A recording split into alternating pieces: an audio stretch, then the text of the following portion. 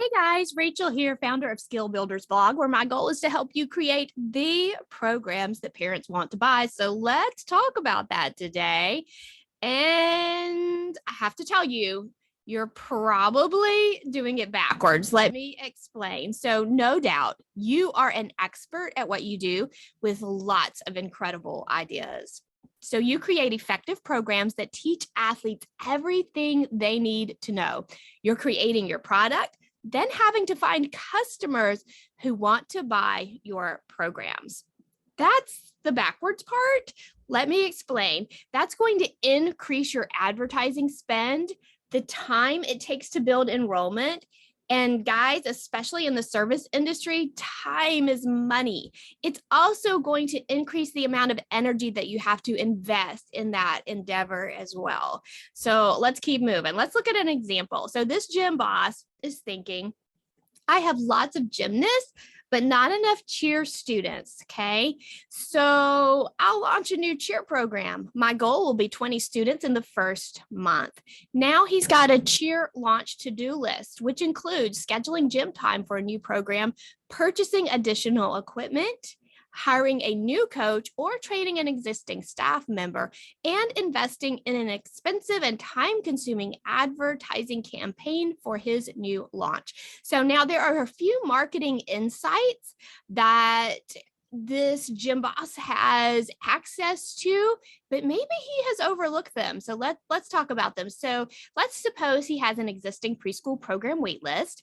There's a well-established and reputable cheer program that's just 5 miles away. His currently employed coaching staff has minimal cheer skills, and like so many of us, he's already the director of over 4 existing programs at his gym already. So in this example, the gym boss is creating the programs that he wants to offer, not the programs that his market has told him that they want to buy.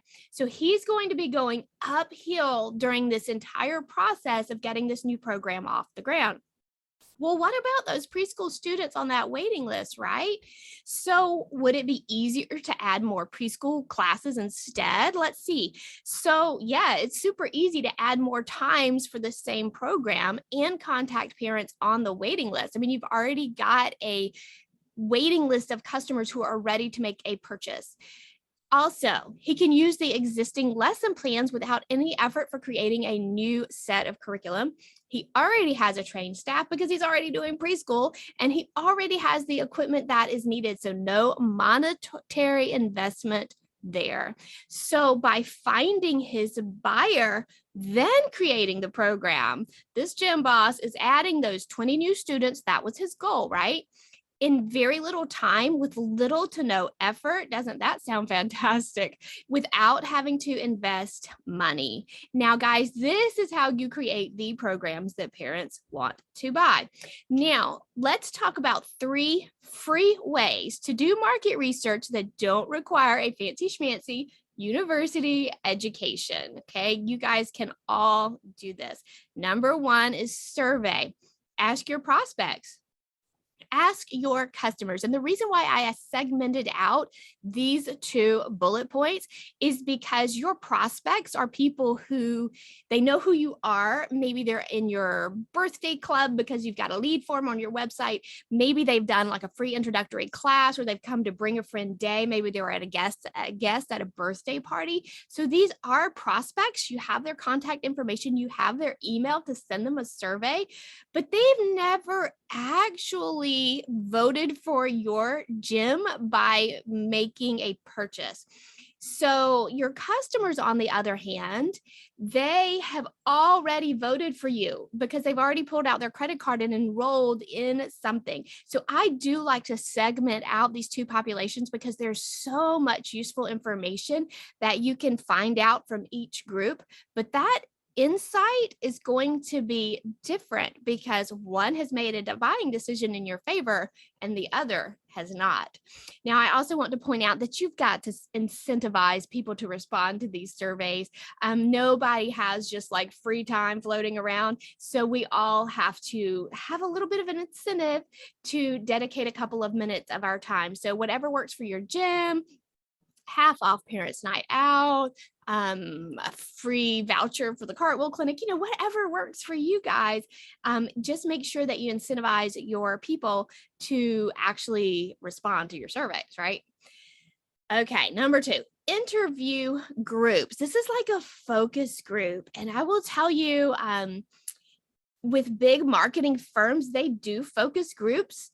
And it's super expensive. Like you have to find your target market. You have to pay them to come to your focus group, and you have to have trained people there to ask them questions and pull that information out of them. Super expensive. But the thing that I love about gyms and studios is that we can do focus groups for free or practically free. And I'll tell you how.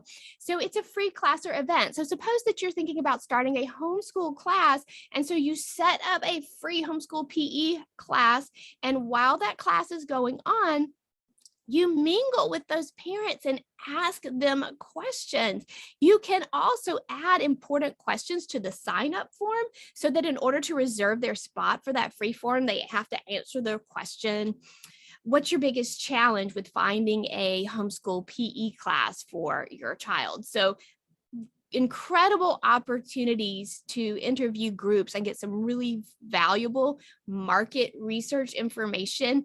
And you didn't have to, go out on a limb and spend a fortune to do it. You are more than capable of doing that as well. So number 3, let's talk about buying habits in your area. What I'm talking about, what types of stores do well in your area? Are the parents buying their groceries at Whole Foods or Food Depot? 2 totally different products, right? Are they buying their clothes at Walmart, or are small high-end boutiques, children's boutiques, doing really well in your area? So that's going to help you decide, what do people want? Do people have the disposable income to buy high-end products? And is that what they want? So also look at what types of schools do well. Do you have a really popular, thriving Montessori school with a pretty high tuition and fee schedule? And is that doing well? Are parents just dying to get into that school? And then also, what about after school programs? Do you have some high ticket item tutoring programs for after school? And are the parents really jumping on board with that? Or is your community really just happy with the government funded type free programs, library programs, things like that may not be as all inclusive, but perhaps it meets their disposable income because it's free? This type of information related to buying habits is going to help you decide between a high volume, medium quality program versus a limited enrollment, high quality program with all the bells and whistles, which of course is going to have a higher price point than the former. So I kind of cheated. I have a 3.5 when it comes to buying habits. This is kind of part of buying habits, but let's talk about your competitors and let's see, don't be afraid, give them a call, pull out your phone and let's ask them a couple of questions. So let's talk about that trampoline park around the corner, and you can give them a call and say, if I want a party in December, when should I book it to make sure I get a spot? So now you are asking them, you're finding out, if you can do a December party and book it 2 weeks ahead of time, they've got a lot of open spots. If you'd better call them in October, then you know that party market is wide open. There is definitely more demand than there is supply, and you're going to jump on board, right? So let's ask the martial arts studio. Do you have space in your martial arts program for a 6-year-old who wants to start right now? That's going to give you an idea. Do they have space available right after school at 4 o'clock, or are they packed at 6 o'clock? Like what are the buying habits in that regard? Maybe they have spots open all over the place. Maybe they've got spots open at 4, but 6 o'clock is packed. And so now you know that you have a lot of parent schedules to work around. Parents in your area are working late, then picking up the kids and then having to come to class. So that's going to give you a little insight into your market and what time works for them. Now, go online. That's another option. Are there homeschool Facebook groups thriving in your area? Suppose you're thinking about a homeschool class. You go and you look on Facebook and you figure out that there's one homeschool co-op group and there's 25 people in it. So your demographic may not support a homeschool program. Don't waste your time. But what if you hop on and find out that there is a thriving group of 900 moms within a 20-mile radius of you, and they are homeschooling and they are doing all kinds of activities. So that's, guys, jump on that wagon, because that's going to be a good source of revenue for you if that's the case. So now, the practice of finding your buyer before you create your product will help build a financially sound business for you. Now, I don't want you to misunderstand me. I am not telling you that you should not do those programs that have been placed on your heart. So if there is something that you have a particular talent with, something that you're good at, something that's going to help improve your community, but it's not necessarily a moneymaker for your gym, I'm not telling you not to do it. I'm telling you to get that financial stability in place first by using this concept, this mindset, and then you have no worries and you can put in place, whether it's a special needs program or scholarships for your community, whatever it is that is on your heart to provide for your community, you can now do it without stress. You don't have to worry about whether or not that's a lucrative option for your business, because you have created this wonderful foundation and you've done it without much of an investment of your time, energy, and money. And it is just running itself. It sells itself. And that is so, so important. All right, guys, thank you so much for watching. Also, hope you join us in the Children's Gym Community Facebook group where we develop these skills together. And I want to confess a little something for you. When I created Skill Builders blog, it was not to talk about creating the programs the parents want to buy. In fact, my academic background is more kinesiology, sports medicine, exercise science, that sort of thing. I created Skill Builders blog to share 25 years worth of curriculum. I've got it stacked up in closets and on hard drives, and it's everywhere. But then when I started interacting with you guys, what I discovered is not that you need good curriculum. You have good programs already. So the value in your program is there.